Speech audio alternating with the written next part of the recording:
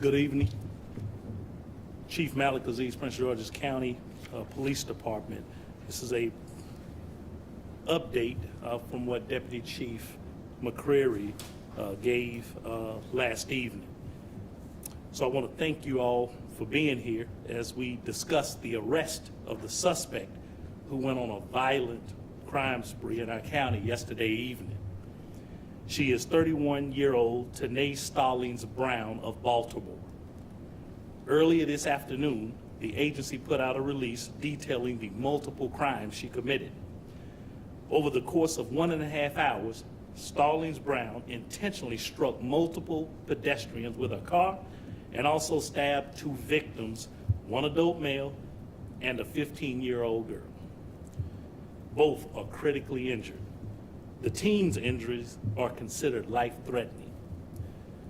Through various investigative techniques, detectives were able to identify the car in each of these crimes, which was a dark-colored Chevrolet Malibu. The vehicle was tracked and located in Baltimore. At approximately 10:50 p.m., with the assistance of Baltimore Police Department, the suspect was observed entering the car. A traffic stop was conducted in the 2300 block of Washington Street. Officers took Stallings Brown into custody and transported her back to Prince George's County Police Department.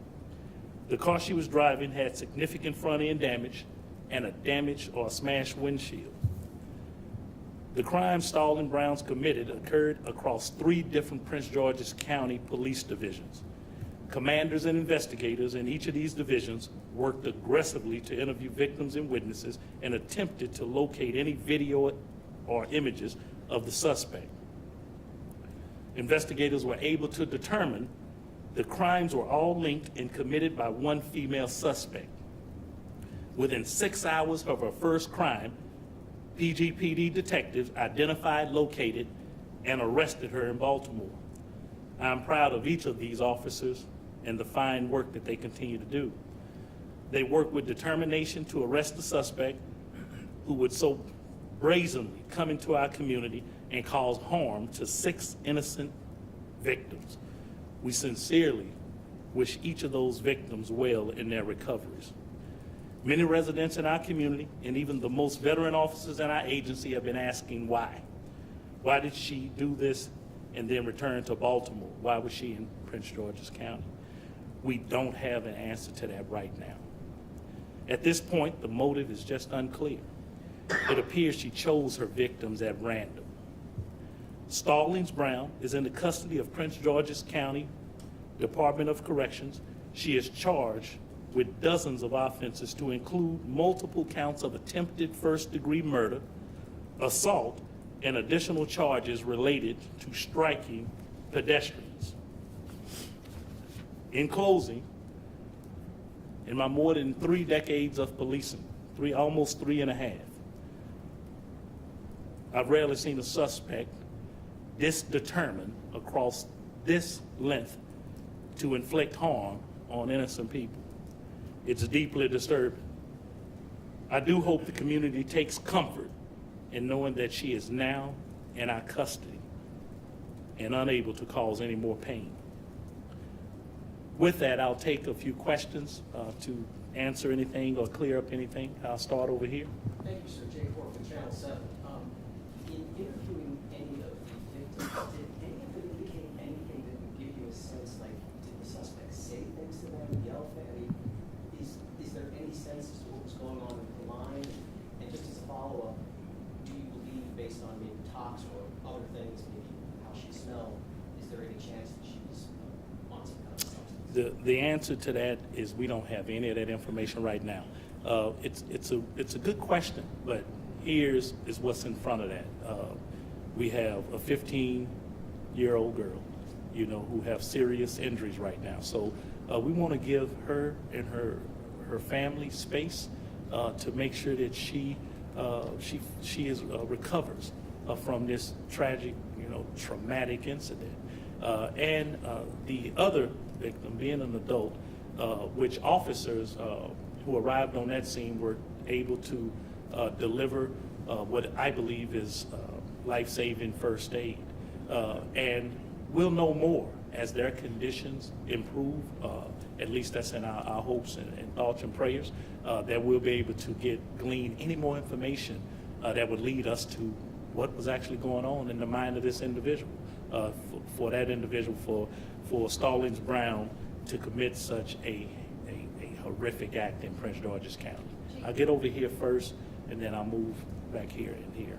Thank you very much, Chief Nicole Scango with CBS News. What more can you tell us about this suspect? Does she have any sort of criminal history, and have police ordered toxicology reports? Is she being cooperative right now? Well, that is part of the investigation, and yes, she does have a record from what we have found. The unofficial record of criminal history, she has incidents going back to at least 2011 for different incidents. So she does have a criminal history on record in the city of Baltimore. Including assaults? At least one, and multiple offenses. And so we're looking at that. Part of the investigation is for a normal investigation, I would say, for us to order up all reports and things that would lend a hand to the intelligence of the investigation. So we're working through those things right now. It's still early, and we have a lot of work to do. Right now, we are thankful that we were able to bring her into custody in such a short amount of time with the help of our determined and diligent officers and the help of Baltimore Police Department. Any sense that she is being cooperative? Not at this point. Okay.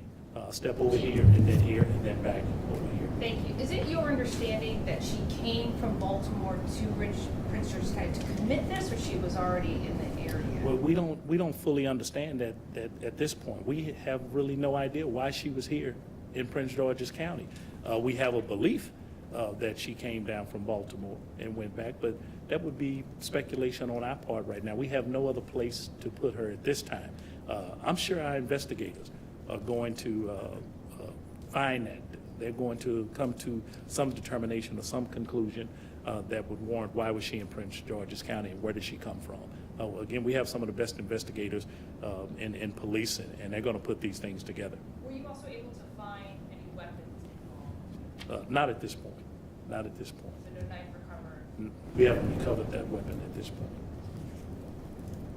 I just want to make sure I heard your answer to the previous reporter, that is she not cooperating? Is that what you were saying? Yeah, I don't have that on my records here that she is cooperating at this point. I have my team behind me, so I'm, if they've gotten some information that, is gleaning, I don't think we like to lean on the side of too much speculation if people are cooperating or not, because I think we would have the answers to why she was here, why was she stabbing, innocent people, and some other things. I think we would have all that information.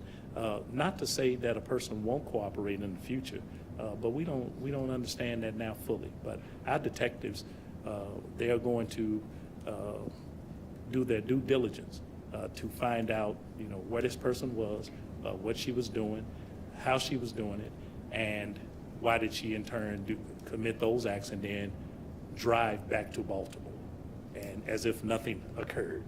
It's a pretty strange ordeal.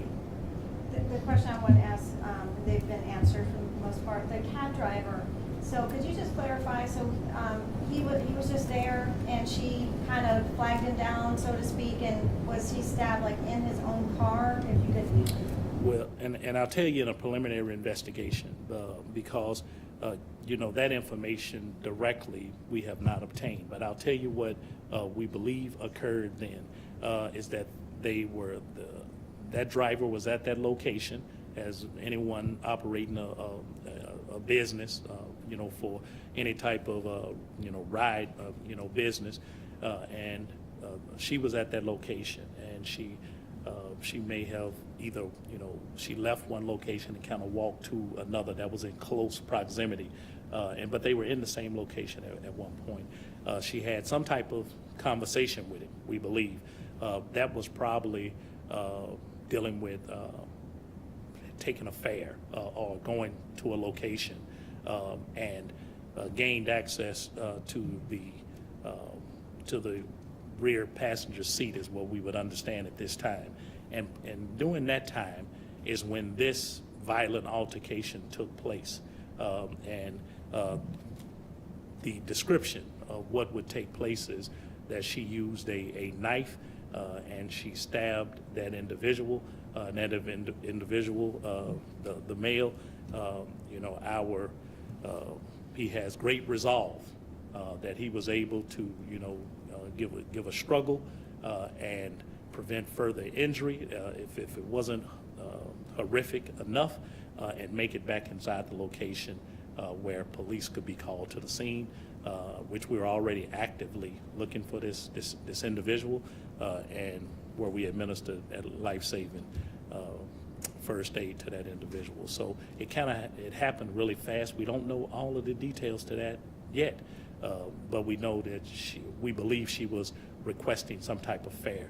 It possibly could have been a ruse just to get inside, because she had already stabbed and ran over multiple people. She had already stabbed one person and ran over multiple people. So that's where we were. I got here first and then.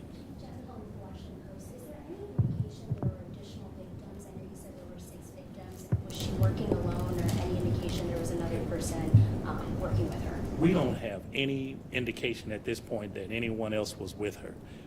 I know that came up yesterday in some kind of, someone was speculating about, did she have an accomplice or someone who was in the car with her. At this point in time, we have no one else.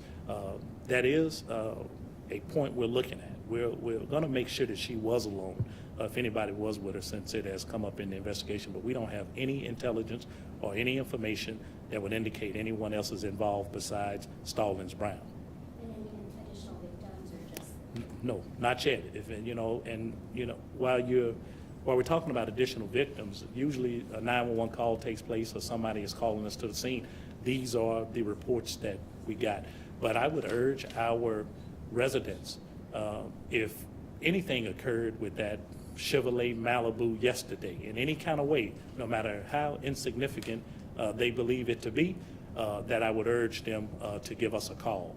And so we can actually use that information, because what may seem to be small or insignificant to that person could actually add more details to our investigation. And if anyone was victimized with a car accident, or they were, the car ran over them or hit them or attempted to injure them, or even an attempt, we like to know that. So thank you. Yes, sir. Scott Gemmell with WTOP. Just wanted to ask you, in terms of the sequence of this, can you describe how quickly these things happened across Prince George's County to a point where she was able to flee and continue to do this before you all were able to find her?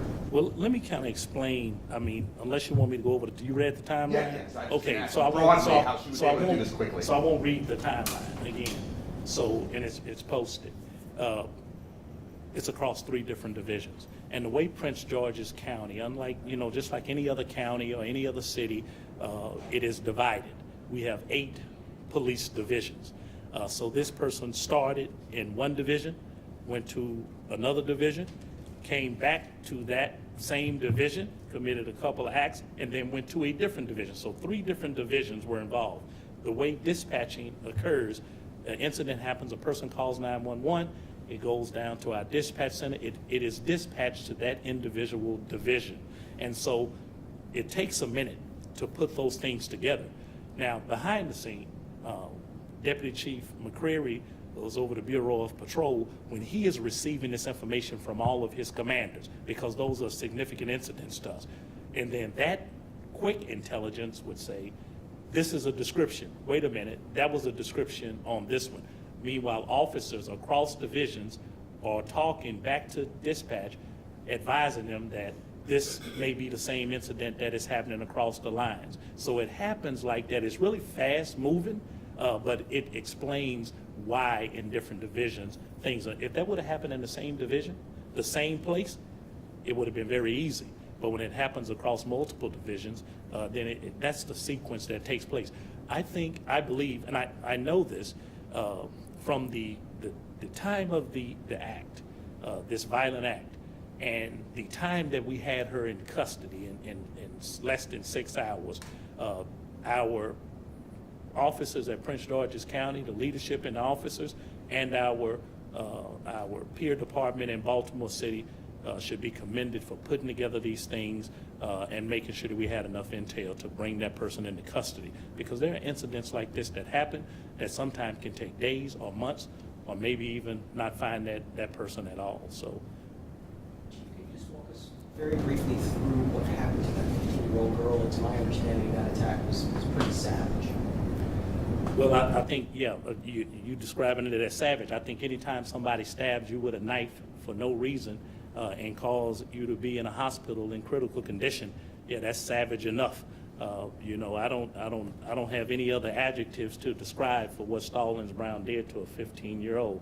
But that person was seemingly, and I'll tell you what it came to us. A wreck happened or an accident occurred, maybe intentional. And then the two individuals who were struck by the car, the driver of that car, who was Stallings Brown, exited the vehicle, and then clearly, nowhere unprovoked, anything happened, stabbed that individual, just as quick as that.